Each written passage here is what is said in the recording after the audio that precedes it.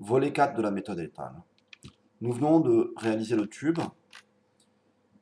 et vous aurez certainement une question qui vous taraude, c'est comment est-ce que le tube a été tordu à ce niveau-là.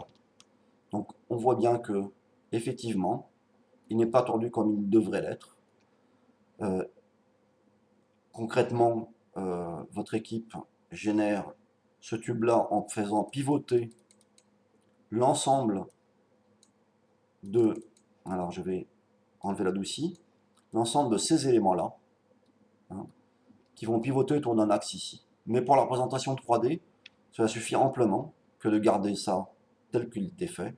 Donc je vais sortir de cet objet et faire CTRL Z pour annuler le fait d'avoir enlevé l'adouci sur mon objet. À présent, il me manque le fait de couper la partie de tôle qui dépasse à l'anthrax, grosso modo, du tube qui est ici. Donc, je dispose encore du tracé du contour extérieur du tube ici.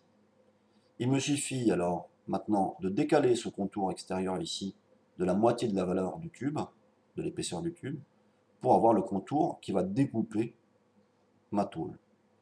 Bon, une méthode rapide serait de sélectionner l'ensemble, excusez-moi, voilà, l'ensemble des éléments, et de désélectionner par exemple les 4 courbes qui sont là, les 2 segments et 2 courbes, et la surface en question. À ce moment-là, je peux décaler en m'approchant de n'importe quel segment de cette courbe, en cliquant une fois lâchant, et me déplaçant ici, et vous voyez que ici, si je décale de trop, je vais avoir des problèmes d'intersection, mais je vais décaler ça d'une valeur donnée de 5,2, qui est l'épaisseur divisée par 2 du diamètre du tube. J'obtiens une courbe ici, donc, qui est constituée ici. La courbe en question, là, qui est encore sélectionnée, je vais la supprimer. Je vais supprimer le petit bout qui est ici, supprimer le petit bout qui est ici, et je vais même supprimer l'ensemble des segments qui constituent l'arrière, parce que je voudrais que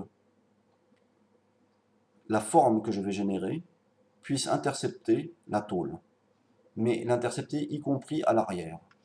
Donc je vais prendre l'outil déplacement, et cette fois-ci je ne vais pas déplacer et ou présélectionner un objet d'abord, ou un segment, je vais juste m'approcher de l'extrémité, et la déplacer par exemple graphiquement jusqu'à là. Je vais prendre celle-ci, je vais la déplacer graphiquement également en m'assurant que l'axe vert est actif. Je verrouille l'axe vert avec la touche Shift. Je ne peux plus me déplacer que dans l'axe vert. Et je m'approche de l'autre extrémité ici. À ce moment-là, je vais relier ces deux extrémités de segment par un dernier segment. Et je vais fermer la forme. Je vais donner une extrusion à cette forme d'une valeur quelconque, mais qui certainement va traverser la tôle. Et je sors de mon objet. Je prends ce volume que j'ai généré, je le redéplace de 5 mètres. Je zoome sur ma tôle. Je prends ma tôle, j'aurais dû dépasser en fait ma tôle. Je prends ma tôle et mon volume. Je les redéplace de manière à ce qu'ils ne soient pas en contact avec quoi que ce soit d'autre. Je les redéplace de 5 mètres dans ce sens-là. Je zoome. Cette fois-ci, je vais rentrer dans le groupe de ma tôle pour que tous les segments d'intersection que je vais trouver soient placés dans cette tôle et non pas en dehors du groupe.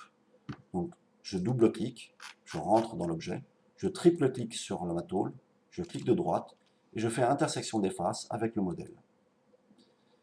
À partir de ce moment-là, je peux sortir du groupe, déplacer cet élément-là que je conserve sous la main au cas où, de 5 mètres, et je vérifie le résultat obtenu.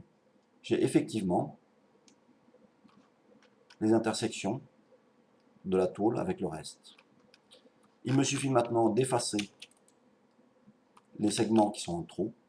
Je vais positionner mes vues ou l'affichage de manière à pouvoir facilement sélectionner de droite vers la gauche tout ce qui traverse ma fenêtre. Voilà. Je peux activer le mode filaire pour vérifier que je n'ai rien sélectionné de trop, réactiver le mode caché. Une fois que j'ai sélectionné partie ou tout, je supprime.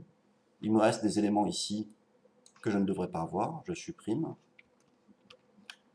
Je me déplace pour faire la même chose de ce côté. Je me positionne pas comme ça, mais de préférence de face, de droite vers la gauche, une fenêtre qui traverse tous les éléments à sélectionner et à supprimer. Je vérifie, zoom précédent, qu'il ne me reste rien à supprimer, si, ici. Ces segments n'étant pas connexes aux autres, je vais pouvoir triple-cliquer ici, hein, et les supprimer. Encore, triple-cliquer, les supprimer, jusqu'à temps que rien ne dépasse de ma tôle. Quand je zoome sur ma tôle, je me rends compte que SketchUp n'a pas géré l'intersection et la fermeture des faces. Je pourrais, s'il le fallait, prendre l'outil ligne, me déplacer le long de ces segments, pour aller essayer de trouver l'extrémité de ce segment, quand je me déplace doucement, voilà, et aller chercher l'extrémité de l'autre segment qui est ici, voilà, et dès que je clique, SketchUp va détecter automatiquement la face et la fermer. Je pourrais faire la même chose de ce côté, je vais le faire, je m'approche ici de l'extrémité, je m'approche de l'extrémité, je ferme. Ça suffit, il n'y a pas besoin de fermer le reste, c'est le tube qui va le masquer. Je sors avec la touche Escape, je prends ma tôle et je la déplace avec la touche déplacer, la fonction déplacer de 5 mètres. Voilà, la tôle est en place. Le profil, normalement, n'est plus nécessaire, je peux le supprimer. Le tube aussi. La vitrine et ces pièces qui les tiennent, si elles ne sont pas nécessaires, je les supprime. Bien. La tôle et son tube sont générés, il ne me reste plus qu'à faire les jambages. Pause pour la version 4 de la méthode étale.